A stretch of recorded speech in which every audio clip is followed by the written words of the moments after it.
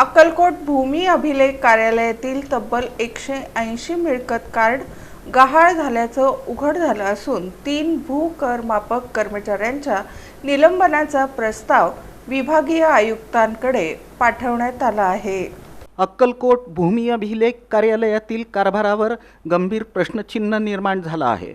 कार्यालयातील 180 मिळकत कार्ड गहाळ झाल्याचा धक्कादायक प्रकार समोर आला असून या प्रकरणात 3 भूकरमापक कर्मचाऱ्यांच्या निलंबनाचा प्रस्ताव विभागीय आयुक्त कार्यालयाकडे सादर करण्यात आला आहे। सोलापूर जिल्हा अधीक्षक भूमी अभिलेख MP मगर यांनी दिलेल्या माहितीनुसार रोहित इटकर, प्रकाश बनसोडे आणि मयूर चव्हाण या भूकरमापक कर्मचाऱ्यांच्या कामकाजात वारंवार त्रुटी आढळून आल्यानं त्यांच्या विरोधात निलंबनाची शिफारस करण्यात आली आहे।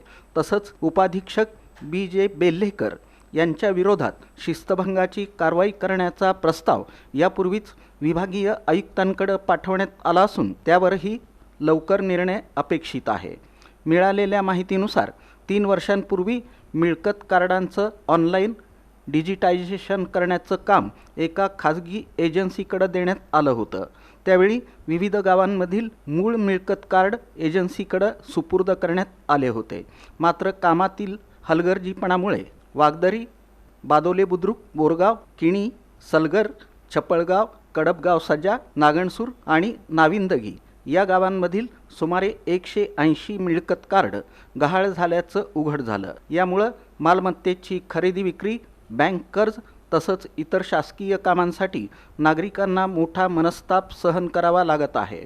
वारंवार कार्यालयात जाऊनही काम होत नसल्यानं नागरिकांमध्ये तीव्र नाराजी व्यक्त होत आहे।